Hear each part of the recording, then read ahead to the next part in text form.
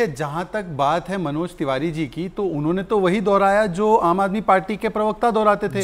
संजय सिंह जी गिरफ्तार हो जाएंगे, मनीष सिसोदिया गिरफ्तार हो जाएंगे। अगर ये लॉजिक है कि कहने पर गिरफ्तारियां होती है, तो क्या केजरीवाल जी ने ईडी से कहकर मनीष सिसोदिया की और संजय सिंह की गिरफ्तारी करवाई क्या? और जहां तक सवाल है गिरफ्तारी का, अगर सारी चीजें गलत हो रही है और ईडी बहुत खराब काम कर रही है, तो मैं एक ही सवाल पूछना चाहता हूं रवि जी, छत्तीसगढ़ लिकर स्कैम में भूपेश बाघेल पर ईडी ने जब कार्रवाई की तो आम आदमी पार्टी ने प्रेस कॉन्फ्रेंस करके पता है क्या कहा?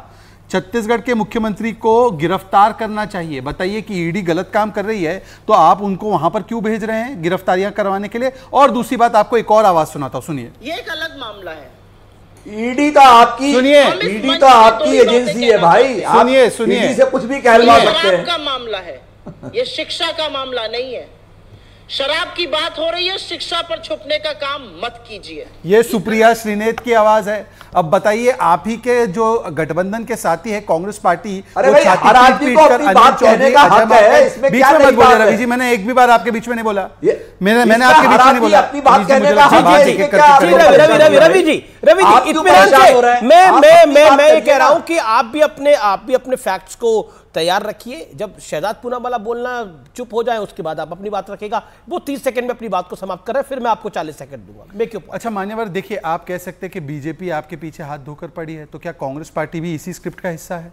सुप्रीम कोर्ट कहता है कि मनी ट्रेल मिल गया है, सुप्रीम कोर्ट कहता है कि बेल नहीं मिलनी चाहिए, हाई कोर्ट कहता है, ट्रायल कोर्ट कहता है मनीष सिसोदिया के अलावा संजय सिंह हो, विजय नायर हो, 1-1 वर्ष तक उनको बेल नहीं मिलती, तो कोर्ट भी मिली हुई है। और आखिरी में देखिए क्या है रवि जी, खुद आप अन्ना जी की उंगली पकड़कर इंडिया अगेंस्ट करप्शन के नाम पर आए। पहले क्या कहा करते थे?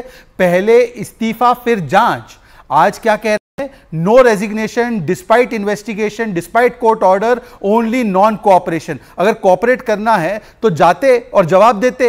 आज तो सवालों का जवाब देना है कि 2.5 से 12% कमीशन क्यों बढ़ाई, होलसेल में क्यों दे दिया प्राइवेट सेक्टर को। इन सवालों के जवाब के बदले और आप एक लाख जी मैं आपको मौका दूंगा। रवि जी, अगर आज ईडी के सामने पेश हो जाते तो साक्ष्य सामने हो जाते तो हो सकता है मनीष सिसोदिया ही बाहर आ जाते। ऐसा क्यों लग रहा है कि अरविंद जी अंदर जाएंगे? क्या आपको देश की कानून प्रणाली पर यकीन नहीं है? सुप्रीम कोर्ट, हाई कोर्ट पे यकीन नहीं है? ऐसा क्यों लग रहा है कि अंदर जाएंगे अरविंद जी? क्यों आम आदमी पार्टी बोल रही है? देखिए, यूपीए के समय काल में तो माननीय सुप्रीम कोर्ट ने कहा था कि जो सीबीआई है वो पिंजरे का तोता है। अभी तो तोते की इन्होंने गर्दन भी पकड़ रखी है। और तोते का यह हाल है कि पूरे देश में विपक्ष के नेताओं पे लगातार हमले हो रहे हैं। 125 बड़े नेताओं पे हमले हुए पिछले 9 सालों में, उनमें से 118 विपक्ष के थे। भाई, कैसी कौन सी ये व्यवस्था है कि जिसमें भाजपा के नेता जो है वो पैदा होते ही ईमानदार हो जाते हैं और बाकी सारा विपक्ष भ्रष्ट हो जाता है। आज ईडी की रेड हो रही है। अरे कहने को तो ईडी का एक अधिकारी 15 लाख रुपए की रिश्वत लेता हुआ पकड़ा गया अभी राजस्थान के अंदर। वो तो कोई भी अधिकारी पकड़ा जाएगा, उस पर कानून सम्मत कार्रवाई होगी। लेकिन सीबीआई ने बुलावा नहीं भेजा अरविंद केजरीवाल को, बुलावा आया है ईडी का।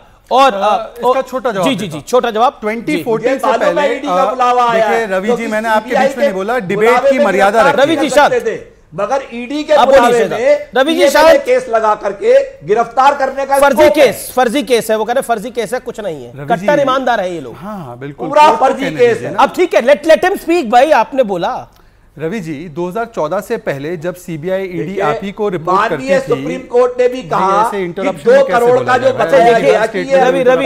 रवि जी के पास है वो कोई पैसा नहीं है, उसका कोई चार्ज नहीं है। 100 करोड़ की बात की, वो कहा वो भी डिबेटेबल है। ठीक है भाई, 338 करोड़ तो कोर्ट से बेल ले लीजिए ना, सुप्रीम कोर्ट से। अगर सारा कुछ बात साफ है तो सुप्रीम कोर्ट से बेल ले लीजिए। पॉइंट तो ये भी होगा। लेकिन शहजाद पूनावाला, अरे भाई, रवि जी अपने समय में बोलिए, मुझे लगता है बार-बार इंटरप्शन करना डिबेट का तरीका नहीं हो सकता।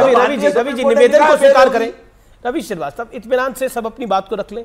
मैं जान रहा हूं it is a tough time for you and for your party. अब रवि जी, मैंने आपके बीच में एक भी बार नहीं बोला, 40 सेकंड मुझे दे दीजिए, उसके बाद अपन शहजाद देखिए 2014 से पहले किसके ऊपर केस होते थे? लालू प्रसाद यादव तो 2013 में कन्विक्ट हुए। आरजेडी पर होता था, सपा पर होता था, बसपा पर होता था, डीएमके पर होता था, टीएमसी पर होता था, आज भी उन्हीं पर केस चल रहा है।